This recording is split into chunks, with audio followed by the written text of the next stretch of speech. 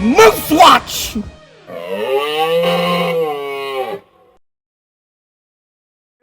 morning, afternoon, and evening, ladies and gentlemen. My name is Zachary Nolan. Welcome back. As you can see, there's Moose Watch today. Moose news. Manitoba Moose have just announced their tryout roster. So with that, we have now officially 9 Manitoba Moose AHL tryouts to announce. We're going to run through every single one of them. Don't worry about that. And we're going to talk about each player. And there is one player at the end that you might remember because we've talked about them before. First off is Josh McDougall, who is one of several Norfolk Admirals players that is getting an opportunity with the Manitoba Moose. If for any of you that don't know, the Norfolk Admirals are the ECHL affiliate of the Winnipeg Jets and the Manitoba Moose. So the pipeline there is direct. And it's worth noting that while, of course, no ECHLer has went on to play for the Winnipeg Jets, there has been a little bit of carryover. For example, last year, Derek Louis-Jean was invited to the tryout, and this year he has signed a full-fledged AHL contract with the Manitoba Moose. So it is not impossible to see that upward mobility. And also, several Moose players have an extended stint in the ECHL. Josh McDougall is one of the 3 forwards trying out. They're 3 forwards, 3 defense, 3 goalies. Now, it's a tough situation for McDougall. He has been in the ECHL for the last 4 years, and he's only been able to tally 33 points total in that span. It's not like he's a goon or anything either. It's just like there's just not a lot happens when he's on the ice. He was a -11 in the 2022-2023 season with the Norfolk Admirals, but he was a +13 in the 2023-2024 season. It's one of those where I think they're rewarding loyalty, but I don't see a necessary good... It's tough to see the fit, if that makes sense. We will keep an eye out, though, to see if he can elevate his game to be more than a role player for the ECHL and possibly make a push to be in the AHL. That's what we're going to look for. Next is Shawn Montgomery, who is another player that is currently playing for the Norfolk Admirals. He is a centerman, and his experience is actually more Canadian-based than a lot of others. Like a lot of other players on this list will have a significant time in the ECHL, which is a predominantly American-based league, even if Canadians play there. But he does have a little bit of an overlap. There's a lot of WHL and U Sports teams, which is like Canadian college, where he played, and he even had some pretty good totals with the Prince Albert Raiders in the WHL. In the U Sports League, he did okay. His last season with Western Ontario, he had 20 points in 27 games. Then he went overseas to Belgium to play and make 30 points in 21 games. Last year with the Norfolk Admirals, he had 9 points in 26 games. A tough position for him to be in. He could be one of those guys that gets like a Kevin Connolly contract next year if he's going to make that impact. But the fit is going to be tough. It's one of those things where everything has to go right for the player. And I'm not sure if he's going to make that impact in training camp. But that is okay because at least he got invited. Next up is Andrew McLean, another player on the Norfolk Admirals who has spent most of his career in the ECHL after leaving the NCAA system. He was in the NAHL, actually, with the same team that Connor Hellebuck played for, not the same year, with the Odessa Jackalopes, then played in Wisconsin Stevens Point in the NCAA 3rd Division, where his best season he tallied 21 points in 28 games. He then played in the SPHL and 1 game in the ECHL with the Admirals years before his main stint in 2019-2020.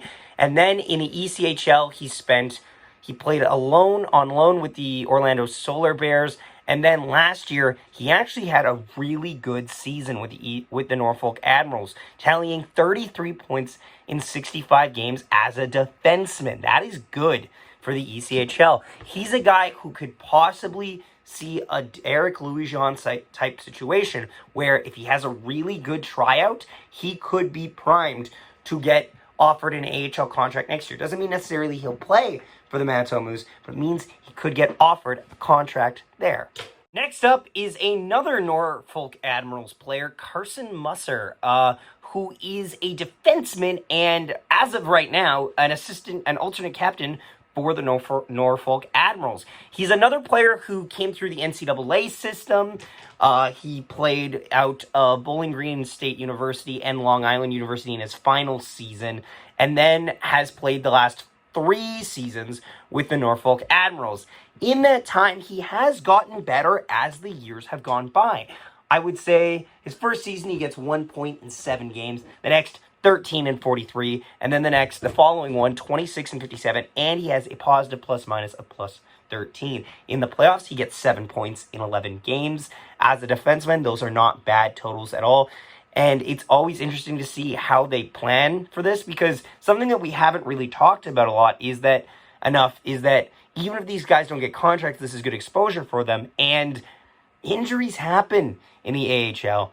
And so their playing time and where they play will be a lot based on injuries. And depending on who gets injured, we could see them a lot more.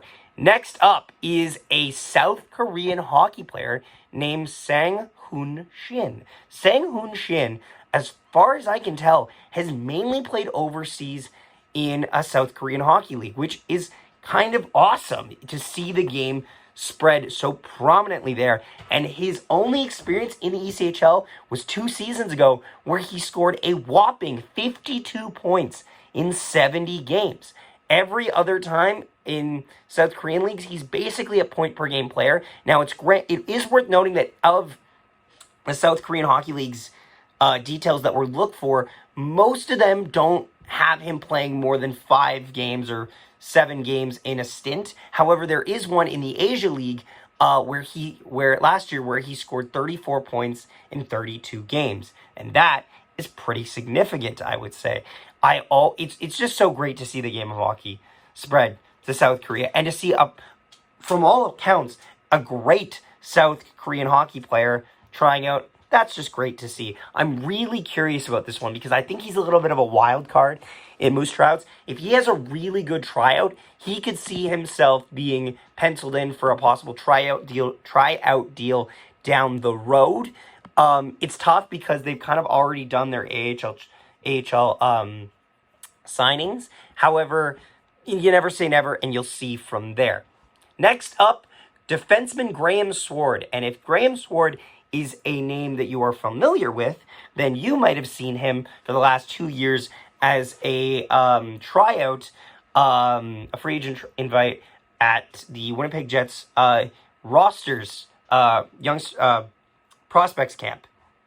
He has been there for the last couple of years, and his pedigree in the WHL is not bad at all. As a defenseman, he has been on the Spokane Chiefs, the Winnipeg Ice, and now renamed the Wenatchee Wild. In his last season with the Wild, he scored 81 points in 66 games.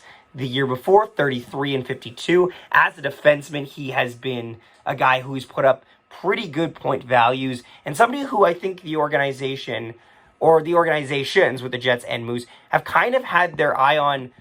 Not necessarily for anything major, but they've kept him in the loop on things. They didn't need to invite him to 2 straight years to be at the prospect camp, but they did. And he also played in the Young Stars Classic as well, too. So there is pedigree there. He was also drafted by the Nashville Predators.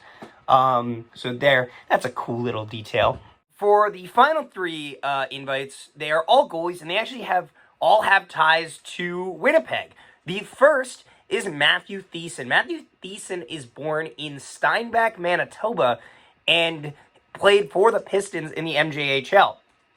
Also, he's been around as a goalie in the NCAA, and the NCAA is an interesting spot because I don't think it's not always the kindest to goalies. If you're not on a team that's always like in it, you're sometimes getting hung out to dry. And for example, he has a .904 save percentage in his last season, but he has a .311-2 record. There's only so much you can do sometimes in these games to make an impact and make a difference, and sometimes it's just taken away from you firsthand. I don't see him as a guy that's probably going to move the needle too much. However, the fact that he has an over 900 save percentage, despite having an awful record with Minnesota Duluth, yeah, it's worth a look. The next goaltender is former Victoria Royals and Everett Silvertips goaltender Braden Holt, not to be confused with Braden Holtby, which is what my computer thought I meant when I started to type him up to get his elite prospects page. He is now at the University of Manitoba in the U Sports League. Last season he played 47 games, which is a lot. It's a slog, like, for goaltenders sometimes. 47 games, .357 goals against average, .894 save percentage, 21, 17, and 4. He's going to be playing for the Bisons this year.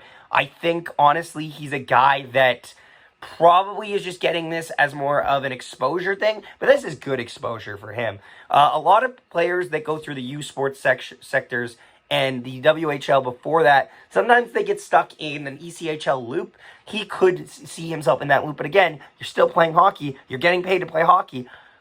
That's better than most of us in life. And then the final goaltender is the one that you should remember, because this channel has talked about him a couple times. Logan Neaton has officially been offered a tryout with the Manitoba Moose, which is good for him because he is a former Winnipeg Jets draft pick. He was drafted in the 5th round of the 2019 draft, for 144th overall by the Winnipeg Jets. And in the last season, he backed up on a loan deal the Norfolk Admirals. He doesn't actually have a contract yet, but he could be re-signed to the Admirals, worst case scenario. Before that, he played UMass Lowell, which is, I believe, where Connor Hellebuck played as well, too. And the Miami University, Ohio. His numbers are okay. However, you can also see how much better his numbers were when he played in the BCHL back in 2018-2019, where he got a .914 save percentage and a .192 goals against average. He hasn't held himself to those same standards since that. However, he has not been as bad as you would maybe think based on the fact that he didn't get a contract. He's been pretty respectable in those regards. I'm curious to see how this ends up, because they have 3 goalies for the first time. Last year they had 1. They had Dante Giannuzzi. This year they have 3, and I would say Neaton or Holt is probably the odds-on favorite, I would say. Don't count out Thiessen, though. Actually, no, Thiessen's the one that I thought probably has a better chance than Holt. We'll see, though, honestly. There's a chance that none of these 9 players get contracts. There's a chance that 2 get contracts. And there's a better chance that one of these guys gets a contract next year after they go through, because 90% of the contracts they sign this year for AHL contracts are going to expire next year. That is why I'm a busy bee when AHL offseason comes around. But yes, thank you all so much for watching. Let me know your thoughts on any of these players. If you've heard of them before, or if you were interested by them, let me know down below in the comments. Thank you so much for watching, and we will see you next time. Nikolai Ehlers chips it through, gets around, and he shoots and scores!